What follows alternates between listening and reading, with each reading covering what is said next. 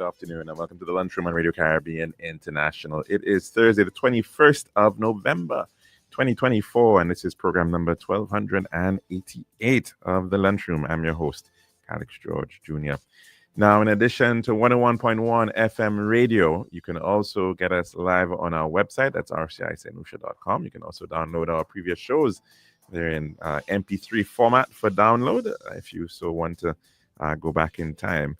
You also have the option of streaming us live on Facebook. You just have to search for the official page of Radio Caribbean International. And please be sure to like and share that link as well with your friends and family. And of course, if you want to call in today to tell us what's on your plate, the number to do so is 452-3046. Again, 452-3046. And you can also message in on our WhatsApp number. That number is 724-0008. And you can also call in on that and using that number as well. So please feel free to do just that. Now, quite a bit of history for today, including some St. Lucian history.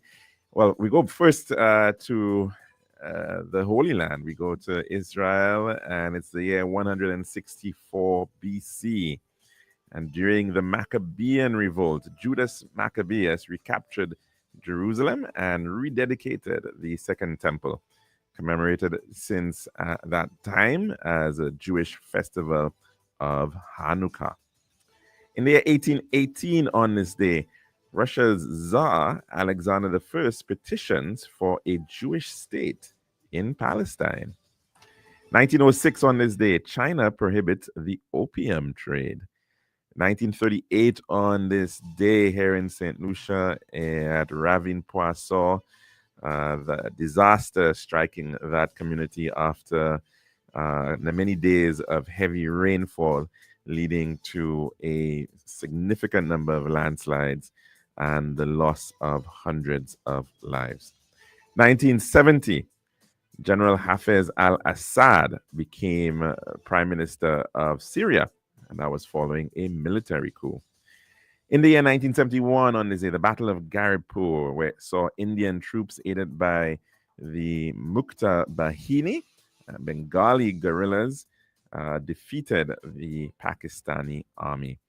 2017, on this day, saw Robert Mugabe's resignation after 37 years in power is read out in the Parliament of Zimbabwe during impeachment proceedings. And in 2019, on this day, right in Castries, we saw a fire destroying what was the famous former Gaiety Cinema on the William Peter Boulevard. We now move on to our dish of the day.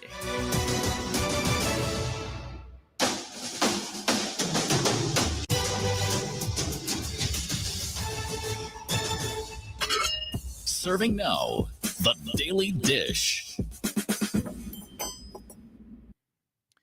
And welcome back to our program here today. And we do hope that you are having a very good one. Yesterday, we had quite an interesting conversation about traffic and road safety here in St. Lucia. And interestingly enough, on my way here, I witnessed yet another accident, and this time actually happening right at the roundabout in the vicinity of the Castries Market. That's a roundabout right on the waterfront where you have that national monument done by Jalem Udovic. There was an accident right there, interestingly enough. And sometimes you've got to wonder after the fact, of course, you've seen them after the fact, how exactly did those accidents happen? It's sometimes quite a wonder when you look at the placement of the vehicles, what exactly in fact transpired. So, of course, again, it is a good opportunity to continue to make that plea regarding the matter of road safety. And in fact, just yesterday, Maureen was in fact reminding me that, yes, I've been speaking quite a lot about road safety, but the road safety at night is another major issue that we are having to deal with. And We've seen the kind of instances where people have some very, very bright, HID lights, and sometimes they can be pretty blinding. It makes it pretty difficult for a lot of people to sometimes see. And on the other extreme, sometimes you find the one-eye jacks, those who are driving around, they don't have the lights, or they sometimes they don't have lights on at all. Interestingly enough, so certainly, uh, we do know that yes, as more and more people come onto the roads, you're going to get perhaps some instances of issues, but the importance of everybody to practice good courtesy on the road is very, very important, and especially even in the use of roundabouts, you've got to be sensible about it. You've got to follow the rules about it, but then even at other junctions too, you got to be careful, and you've got to be mindful that individuals, you've got to drive for the other drivers, right? That's the principle of defensive driving, and so it is certainly something that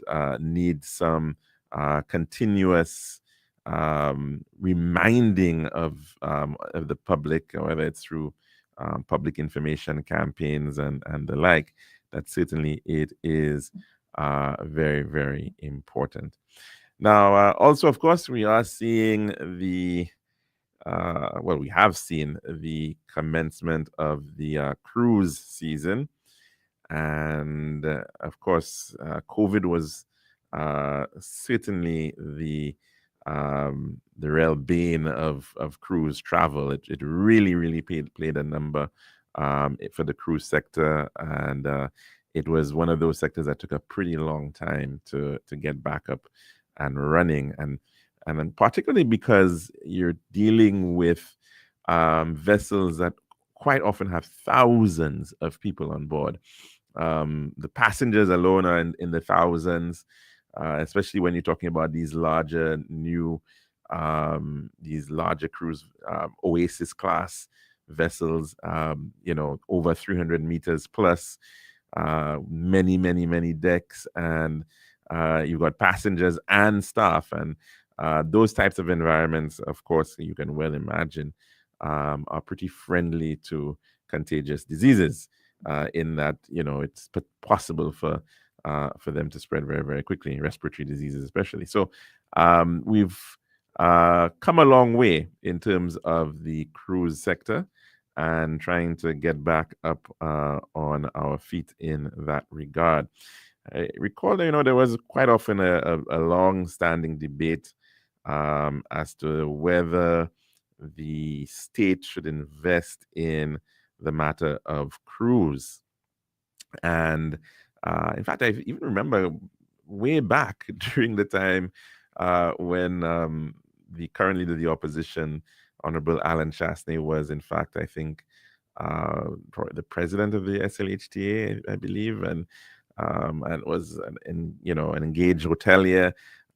Quite often, he would be coming on and speaking about the need for greater support to the hotels which were on island, not so much about cruise, because the issue as to whether, in fact, cruise makes a sufficient amount of impact on the economy of the country has been something that has been quite often debated. And that's because individuals are coming in, they're coming into a port, and yes, they're very large numbers, but as a result of these large numbers, you have this very high demand for the use of certain services, infrastructure. So the infrastructure requirement is very high, and we see the impact of that whenever there are cruise ships in port. We see the congestion that is caused in the city of Castries, particularly, of course, if there's a very large vessel on the Queen Elizabeth II dock, the Northern Wharf, where you have La Place Carénage. And of course, that is one of the reasons why there's this whole push to modernize that area through this GPH public-private partnership. because you've got tremendous numbers of people who are coming out all at once, and that's a challenge with respect to cruise, as opposed to when you would have, let's say, your normal tourism sector. You're trying to pretty much, you know, spread out over, you know, the entire year. Cruise tends to be a lot more concentrated. It's a lot more seasonal, and so especially, of course, because in the Caribbean, the period when people want to be out is during those winter periods. By the summer, a lot of these vessels, in fact, relocate to places like the Mediterranean. They'll be heading to Alaska, even, you know, and so that is the part of the challenge with respect to cruise. But according to what we're hearing, of course, this year is certainly going to be an interesting return to back to normal, if you want to call it that. In fact, and what the figures are suggesting, this for this year, there are going to be a total of 459 cruise ship calls. Now, I'm seeing a figure which is even quoted in terms of the number of passengers, 823,132. I'm not sure if that is a projection, and maybe that's in fact a projected figure, because, of course, we have not quite ended the year 2024 as yet. And but they are indicating 823,132 passengers. I'm not sure, but as I said, is that a potential number based on the capacity of the vessels? I'm not quite sure. So we'll have to, but that's what is being put out there just today on the Government Information Service website regarding the highest level of cruise passengers to date. In fact, the year before that, the highest level was 2019, of course, pre-COVID, and so now you're up to 823,000. Of course, for comparison, that is about double the number of stayover arrivals that we see. But of course, the difference is stayover arrivals, individuals that's coming in, they're spending on average 6-7 days, and of course they would be staying in some sort of accommodation, uh, you know, hotel, Airbnb, whatever it is, and so the amount of spend in the economy is greater. So there is, of course, definitely perhaps some improvement to be done in terms of the experience that individuals are receiving when they come on a cruise. Of course, the other thing about which potentially is good for cruise is that it may allow people to want to come back to your country. So it gives that a level of exposure. It gives a sort of a sample of what your island has to offer, and potentially an individual may very well want to consider coming back for a longer time, and that's the ideal. This is exactly what we want to be able to especially achieve through that of cruise. But of course, it is really important to some sectors, the transport sector, taxi drivers. It's important to tour operators, to your vending sector, your micro businesses, and of course to those who run different tours and attractions on island. Those volumes definitely help, right? And so, of course, it provides definitely a level of buoyancy in that regard. So, in terms of competitiveness, it is, of course, something that we've got to be very mindful of. Cruise is becoming even more competitive, in as much as the Caribbean is perhaps one of the best known cruise regions in the world. Without a doubt, that is true. But you are seeing even newer destinations coming up and coming about, right? So the potential You're seeing crews more in Asia, and even Australasia. That's becoming more prominent as well, especially as you're seeing certain shifts in terms of where the demand of visitors is coming from around the world. So we are in a very, very highly competitive destination, and the product offering that is available is something that has to be looked at quite often, and to appreciate that we're competing with some countries that have certain advantages, and one of those advantages is just the matter of geography. We within the setting of the Caribbean find ourselves somewhat towards the end of the road in terms of the distance from the main ports where these vessels are coming out of. Fort Lauderdale, Port of Miami, Tampa, and so even New Orleans. And so when you look at the distance, then sometimes we end up being later on in the number of calls that some of these ships are sometimes making. And that may not always work out into your benefit, of course. In fact, invariably it doesn't, because as people spend their money, they may very well be spending it over time. By the time you get to a later port, it's a little bit more challenging.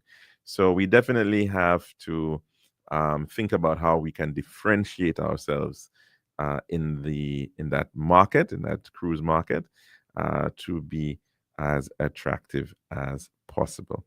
So that's our dish of the day. When we come back, I think we will take in our weather report a little early, and then we can then take in some calls. This has been The Daily Dish. Thank you very much. Thank you very much, Calixte. Of course, we'll do just that. The weather report at this hour is made possible with the compliments of Island Style Tile and Bath. Island Style, yeah. We got the time to make you go. We got the time to make you say, yeah. We'll have to make the right choice. Island Style, whoa. We got the time that will make you happy. Island Style, oh yeah. We make your dream come alive in Island Style. We have tiles and thin sets, pieces and ground. Everything you need is on the outside. For the best price and the latest style. Take a little drive down to Island Style car. We got the time to make you go. We got the time to make you say, yeah. Quality, price, service, choice. It's all an Island Style. Visit us at our showrooms in Bellarosa, Rodney Bay, on the John Compton Highway, Cass Street, and behind Ruby's Gas Station on the Library Viewfort Highway. So call us on 450-452 or 453-TILE. Island Style, Tile and Bath. When you think tile, think Island Style. This is Radio Caribbean International. It's now time for the weather news. And now we take a look at the latest weather report as of 12 noon today, the 21st of November, 2024. The forecast of this hour is Webster Gajada. The forecast for St. Lucia valid for the next 24 hours. The winds will be blowing from the southeast near 10 miles per hour or 17 kilometers per hour, becoming lighter and variable or calm at times. And the weather, fair to occasionally cloudy skies with a few showers and possibly isolated thunderstorms. Again, a recap of the forecast for St. Lucia, valid for the next 24 hours. The winds blowing from the southeast near 10 miles per hour or 17 kilometers per hour, becoming lighter and variable or calm at times. The weather, fair to occasionally cloudy skies with a few showers and possibly isolated thunderstorms. Marine forecast for seas in a 25-mile or 40-kilometer radius from St. Lucia. The Castries Harbor, we are presently experiencing low tide. High tide will be at 22 minutes before 8 tonight. And the VFOB's low tide will be at 25 minutes after 2 this afternoon. And high tide at 15 minutes before 1 tonight. The seas are slight with the waves 2 to 4 feet, the same as 0.6 to 1.2 meters in open waters. For the Lesser Antilles, it's fair to occasionally cloudy skies with widely scattered showers and a chance of isolated thunderstorms. And the tropical weather outlook. Light easterly to southeasterly winds are expected to continue across the eastern Caribbean region for the next couple of days. And these light winds, coupled with daytime heating, will trigger some localized showers and possibly isolated thunderstorms over the Lesser Antilles during the forecast period. Again, light easterly to southeasterly winds are expected to continue across the eastern Caribbean region for the next couple of days. And these light winds, coupled with daytime heating, will trigger some localized showers and possibly isolated thunderstorms over the Lesser Antilles during the forecast period. Tropical cyclone formation is not expected over the tropical Atlantic, at least not for the next 7 days. That's good news. That's the weather report. Join us again in the morning at around 6:30. Our next report from the Met Service is due on the station. Thank you very much, Webster, for the update. The weather was brought to you by Island Style Thailand Bath. This has been RCI's Weather News. For more information, call the Weather Hotline at 454-3452. RCI 101 number 1. Island style, yeah. We got the time to make you go. We got the time to make you say, yeah. We'll have to make the right choice. Island style, whoa. We got the time that will make you happy. Island style, oh yeah. We make your dream come alive in Island style. We have tiles and princess, pieces and ground. Everything you need is out the house out. For the best price and the latest style. Take a little drive down to Island Style car. We got the time to make you go. We got the time to make you say, yeah. Quality, price, service, choice. It's all an Island Style. Visit us at our showrooms in Bellarosa, Rodney Bay, on the John Compton Highway, Cass Street, and behind Ruby's Gas Station on the Library Viewfort Highway. So call us on 450-452 or 453-TILE. Island Style, Tile and Bath. When you think tile, think Island Style.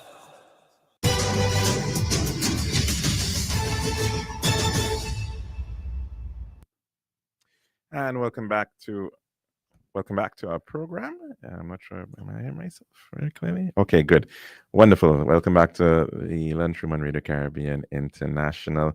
And of course, we've been speaking about cruise to some extent, given, of course, in fact, right now, I think there are about 2 cruise ships in the harbor. And yesterday, in fact, we saw the arrival of a luxury vessel into the Soufriere Bay, and that's one of the areas where there's a desire to, in fact, realize a bit more by way of cruise coming in. Now, I don't think it actually involves, as far as we've been told, the construction of actual berthing for the cruise vessels itself at Soufriere. I mean, what is being proposed, however, is that the smaller cruise vessels, especially these luxury lines like the Explorer, which we saw yesterday coming in to St. Lucia for the first time, that they would in fact use their own tenders, and they would in fact ferry people into the docks that are available at Soufriere. But of course, the benefit of that to Soufriere is that individuals hopefully will have more time to actually spend in the town itself. And we've heard over the years that, the experience of Soufriere has tended to be that people are just kind of passing through, especially the cruise visitors. They're heading to the Sulphur Springs. They're taking in maybe the Botanic Gardens and the Diamond Falls, or the Torai waterfalls now is, of course, pretty popular. Maybe they're doing the Tet Paul Nature Trail, or many of the chocolate experiences that have started up in Fordoux, in Rabot, or Rabot, if you like, and in Canaries, in Belvedere. But in terms of stopping in Soufriere itself, that hasn't happened perhaps as much as it could. So the importance of the historic town of Soufriere itself being part of the visitor experience is something that is hopefully we will see some of that change and improvement happen with respect to the town of Soufrière. You may think that why would a vessel do that necessarily? Well, certainly, if you don't have to do the 1 hour drive from Castries down to Soufrière, and you know that, of course, many of your visitors actually want to have that type of ecotourism type experience, then maybe it's a good point to be able to do so. In fact, it's worth noting that you actually, in some places in the Caribbean, where they are, the water is pretty shallow and they actually don't have deep water harbors. A lot of times these vessels stay pretty far out in the deep water, and individuals have to take tenders for a good distance to get into the town itself where they may be going. And that's particularly the case on the Yucatan Peninsula and in Belize, for example, Belize City, which is the main port for Belize.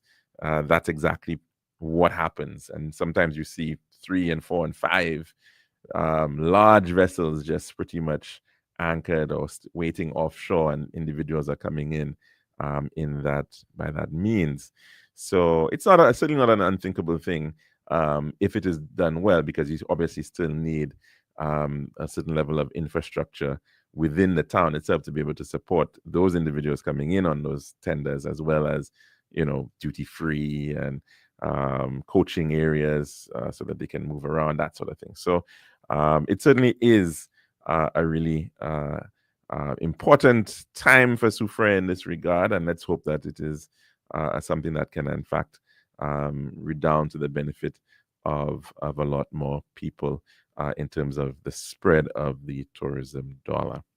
Now, yesterday was International Children's Day. We made mention of that, and of course, the importance of that experience and ensuring that we actually have safe environments for children, happy environments for children, playful environments for children, because of course that is the challenge that we find quite often. There's a lot of pressures around the world now for children to grow up faster than and not be allowed to enjoy their childhood. And so the importance of play, the importance of learning through play is one of those factors. And we do have to look at ourselves as a country and see how we are going in that regard in terms of what is available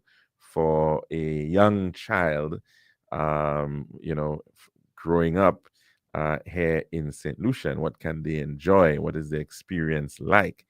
And we have seen, just this year, in fact, the government of St. Lucia did 2 things in that early childhood development sector, which I thought was pretty good. One, of course, was that they were providing direct support to the providers through a cash grant to each of the, I think, 90 or so private early childhood centers, or preschools, if you prefer, around the island.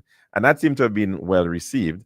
But in addition to that, there was also a direct support to parents who actually have students, or have their children in those types of facilities, and it's certainly an important thing. In fact, in other government, we've seen in the past pledges regarding the whole matter of universal early childhood development or early childhood education, and the issue of daycare, for instance, is a huge one in many countries right about now, because it has been access to quality care for children has been pointed out as one of the major impediments why some individuals don't want to go and actually have children. And that's because some of those daycares are pretty expensive.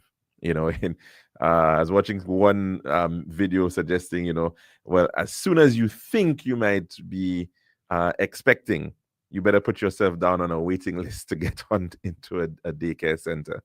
And that's how competitive it is in some parts of the world, right? So it is certainly a major matter of that as a country we have to think of, especially when we're looking at the continuing dropping of the fertility rate, the birth rate. The numbers are not too bright when we are seeing just about a net increase per year. For the past 12 years, the population has only really increased by a net of 500 a year here in St. Lucia. Now let's go to the phone lines to take in a call at this time. Good afternoon and welcome to the lunchroom. What's on your plate today? Hi, good afternoon. I'm just talking about early children, early childhood. One thing I realize is we have too many of our early childhood centers that do not have outdoor facilities. Very, very, very well said, caller. Very, very Most well of them said. are upstairs. They're someplace, right? upstairs. They're in the heart of the city. They have almost no access. And you know it. Children, large motor skill has to be developed. Yes, And yes. how do they get that when they're upstairs? Climbing upstairs to go, and there's not much to do except for just the learning activities up there. But they need to be outdoors. And more. In fact, it's ironic, of course, right? Because when we speak about kindergarten, right? I mean, that's German for children's garden, right? Yeah. That whole idea that and a lot of these Nordic countries too make the point that children should be outside. They really do need to be in green environments, in natural environments where they can explore, they can learn about the world, they can understand these types of things. And it raises a whole other point that as you're mentioning that, the absence of parks. Yeah. The absence of parks and open why spaces. Why can't they get an investor for a park for thing? I mean, when school closes, July, Easter, where do you take the children except to the beach? We have nothing where you can take children, where they have rides and all sorts of things. Really nothing like that. And even without the rides too, it could just be a safe space where children can run around and play safely to it. Sorry? Not like excitement. Well, yeah, they may want to obviously maybe have these playground sets and maybe climbing walls and those types of things too. Yes, I agree. But yes, and of course children do like excitement. So yes, but what I'm saying is that not even the very basic ones are that prevalent for most parts of St. Lucia, really, I think before they start allowing permission to have preschools now, I think the sport should be a place where at least they can have a place where they can go outdoors to do.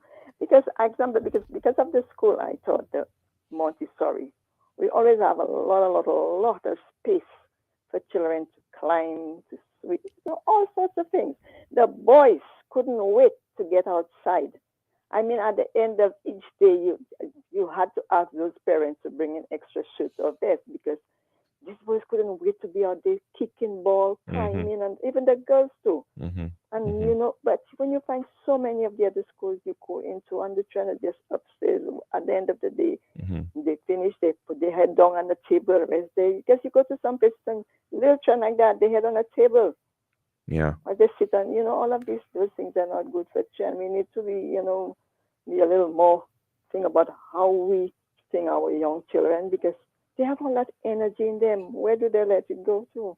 Just sit in one place. You need to take these things a lot more serious. It unfortunately does not get that much better in many primary schools too, Caller. No. Some of the primary schools may just have a small yard where it is and it's usually maybe just a paved yard.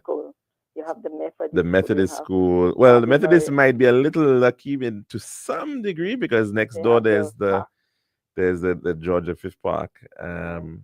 I don't know how much use they The get of it. Camille, pure concrete there. The Ave Maria. Ave Maria, Pure the concrete. RC Boys, it's Yeah, pure you never concrete. know. Yes. And you go further out and it doesn't really get that much better either. So the Mondador School, for example, Camille. Camille Camille Henry, There's not much yes. space for. I think Camille Henry has a little, a bit of space between. They got a large paved area. That's Camille Henry, but I think there's a very small little grassy area towards the highway, right? But then they also But have it's still not adequate. But they have the sapling field. It's just a short distance, but you take this train across to that place. But caller, Walking the other problem. Now road safety, which we're also just talking about. It's not. I mean, perhaps maybe back in the 1960s and 70s, you could potentially say, well, the children at the RC Boys and the Ave Maria, they could have gone on to maybe the square, or maybe towards the Mindu Phillip Park, the Victoria Park at the time. But I don't know that it's so, because of the way we have our roads now. I know up in Leclerc, they use the Leclerc field as there are two preschools there, so they use the Leclerc field. And then I think the Patricia James, they already have the field right inside that yard there. And I think the younger ones, they too also go to them. So they have where they are there, but the others don't have that much space. And I think, I don't know. I know when they decide to build schools, how it's like that. They decide about making that kind of space. I don't know, Cole. That's a very, very, very good question. And the thing about it too is that it's not even. I mean, we're talking about the primary schools, and that's when, of course, you would expect that, yes, you should have a decent sized playground for children to run about and stuff. But when it now gets to the secondary schools, some of them are not that much better either, too. I mean, Bocage is a good example of that. I mean, a lot of secondary schools do have. I mean, the convent, not really. They have there's a court, but that's court. About that. And they have the grass, which they don't even want the train to walk on. Well, yes. But yeah, so they are. I mean, it gets better with some of the secondary schools, I agree. But for the primary schools, a lot of them, no, they really are inadequate when you think about it.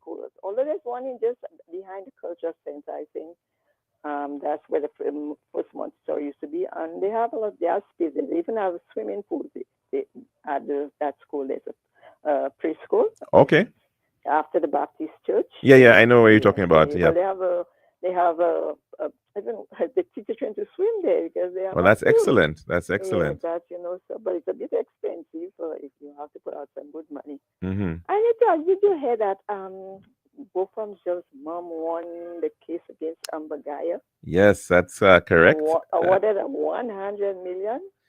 Well, that was the award. I think $98 million US dollars, and which is in fact even more than what they were asking for within the case. I think they were asking for $54 million. When they'll get that? Well, that's the thing. That's the issue. Of course, Amber Geiger was not even represented. She didn't even have a lawyer present because she said she could not afford one. So the state will have to pay. So, and it was a civil matter. So in civil matters, I guess the state doesn't necessarily have to provide you with a lawyer, I assume. So I don't know that the state automatically has an obligation to pay it, in fact. So for instance, it would have maybe been different if they were suing the police department, right? The Dallas Police Department or the state of Texas or something like that. But so obviously it certainly is an important victory symbolically, and it doesn't bring a life back, but at least and of course it's been it still remains, no doubt, a very painful reality for the family 6 years on, right? Which is not a very long time. And to think that, here you have, to think that your son was in his apartment just enjoying some ice cream 1 minute, and in the next he's no more, he's gone. I mean, so it's of course it sends the right message. It's a very important victory for the family, and beyond the family as well. Certainly, I think for And a the strong issue message. of discrimination, Yeah. which was a major theme within this entire case. Yeah, it certainly is very welcome in that regard. Um, And my final point, I I was think the other very thing to point out to caller is that it's a sort of maybe a holding case to the extent that when she does come out, right, yeah. and let's say for example she ends up writing a book, or doing something to that effect, she has this obligation, I guess, and so in some sense she's kind of beholden to Pay. yeah, to that. So in some ways, maybe not immediately, but yeah, so And that's go ahead. my final point, I was listening to a very young guy, I think on the television. He was talking about Upper Lewis Community College. Now he was saying to the young people like himself, he need them to take the work seriously and all sorts of things like that, because Upper is as good as the other universities. It is like Mona Campus and all of those places. And they should give it their all when they come. Do not waste time. Give, but what that caught me is when he said the only thing about it was that some of the lecturers had a lackadaisical attitude. Okay. That he said so. That's the only thing that really was the trouble. I'm saying, but why? I mean, you all are being paid. The children, the students that are coming, their parents are paying money. Bursaries are being paid. Because even the first day of school, my niece, that's her first day at Afro. And then she didn't meet most of the teachers because they didn't even turn up on that first day of school. Okay. Come on, at the end of the day, this is a college. These young people are coming there, some older people. You all should be there. Because if a student can say that, he's seen. And if you all are being paid and parents are paying money, you should make it your duty to be there. And don't show that kind of lackadaisical attitude. Then what do you expect from the students that are going there? If you all are showing that kind of attitude. And this is not right.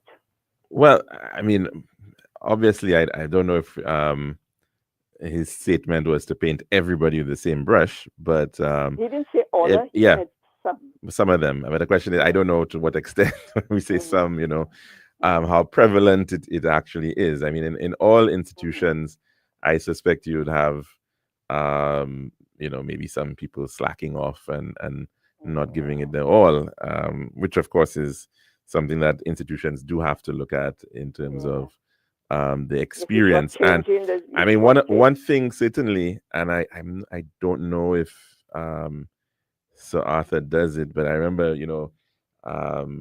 at UE, you would always have to do these course forms. You have to sort of assess your lecturer, right? And that is an important means of getting feedback to the department, the faculty, so that they can get a sense as to whether the students are in fact satisfied. Because the student is the customer, right? They're the client. They certainly do deserve quality instruction. And so I think maybe if it's not being done, that might be something that Arthur needs to start looking at in terms of monitoring and evaluation of its faculty, its staff members, to make sure that in fact it's and I would hope, of course, I mean, the whole push that they've been talking about for quite a while in terms of becoming maybe a university college eventually, and providing, I mean, already they're providing some degree programs. So certainly those types of systems have to be put in place if they're not yet there, to be able to do some level of that evaluation, that feedback. Because I'm telling you, as much as you work in a very young children, the principal of the Montessori school should actually have lecturers from Sir Arthur come and assess us most times while we were working. They Okay. would just come and sit in on our class. Right. Just to see how well we're doing. How, she makes sure, and this would have us, be a little more serious about what we're doing, because at the end of the day, people are paying money for the children to be taught, and then they expect to get good for their money. So that and if it is a college where you're shortchanging the children by some of you having that kind of attitude, it shouldn't be. Well, I will take the fact that he said that it's one of the best. He thinks it's a great institution. Yeah. Suggests that the majority are in fact giving it their all, but in fact there are maybe a few who are not. So let's hope that in fact it's not reflective of a very broad problem at the institution. But of course, it's a very important. Have you ever heard from the gentleman? Not yet. I need to see if I can. I still haven't been able to make contact with him. Okay. But I'm hopeful that I can. Do you know his name? I believe his surname is Francis. Francis, yeah, Mr. I hope Francis. I didn't hear that on the day announcement. Oh, I hope so too. I hope so too. Yeah. So thanks for that reminder again, caller. Have a good one and take care. And of course, that is of course another major issue in terms of education. But thanks to that caller for raising that. Yesterday as well was GIS Day, and many people might be wondering what is that, and it was actually Geographical Information Systems Day. We can speak about that in just a bit. We're going to take another call at this time. Good afternoon. Welcome to the Lunchroom. What's on your plate today? Yes, good afternoon. Good afternoon to all listeners. You listen to the program now. Hi. Good afternoon, caller. Go right ahead. Yes. The concern I have is about, let's see what happened by the square. Yes. You mean the shooting? Yes. I want to know the history of there, and then what happened there. I raising the two people in our history. There was a place they used to make the slaves killing one another. That part of Bible that a big tree there over 200 years. That's the history of there. And after slave, that's where the youngsters used to tie the horse. So you get a history new about that's our history. We're supposed to know. We don't have to in school, nowhere. So those like you hate, and let me continue. We want government to give us a little piece of what is Grocery Road cannot continue by tender or anyhow. You can see they do some little patches. So you want say that again. You want government to do what about the Grocery? Yes. Why they cannot continue the road, because that is not any development that happened is not any red or white money. That is our country's money. You're talking about the Castries Grocery Highway. That's correct. Okay. Yes. Remember the Kenyan Tony, they have a sign, and now with that one in the days of COVID, they starting and stop. And they have to pay them the people that continue the contract. And even up to now, why they can't tell us nothing and why they can't continue it? Because when I was in the road from Kashi to Gozile, they have mostly the pole is on the side, not right in the center. And to backfill and open the road, to tender that, they have to tell us what is the issue. Let me tell you what I see that burden to me and to all citizens. You know what you call in government had to go into organization to give them ideas. And you call it, I don't remember the name they call them. The agencies to give them ideas. And we don't know how much government had to pay them. And the country still the same way. We have to try to deal with STEM solution. Let me tell you why I say that. Because every day solution has see the issues. And the development and the engineer will never hear from them when the thing in the deployable condition. That is my condition. That is my contribution. Thank you very much. Okay, thanks very much, caller. You definitely raised a lot of different points. I had heard about the individuals, tying horses on the square.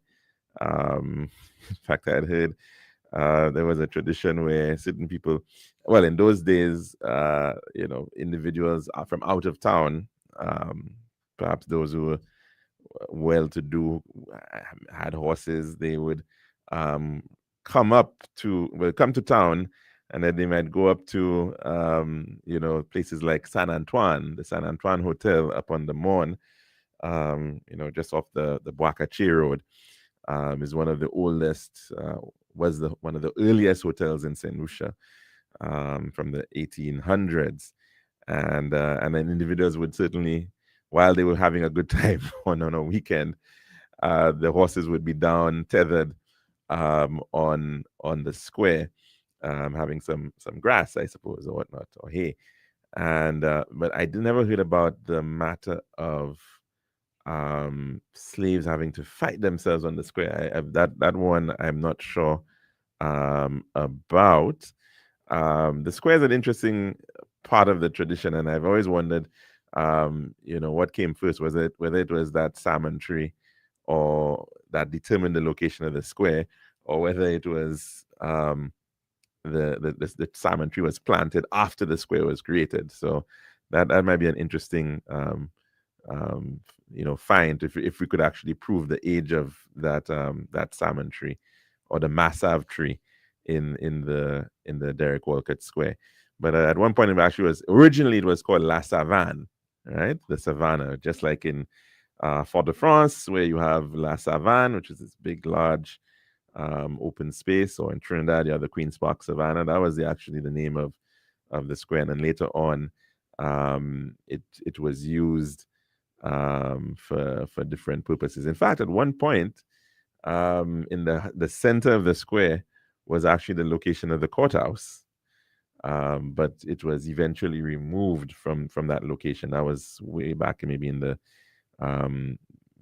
earlier decades of the 19th century. So certainly it has lots of very interesting history with respect to the Derek Walcott Square. Of course, was once also called Place d'Armes, as well as the Columbus Square.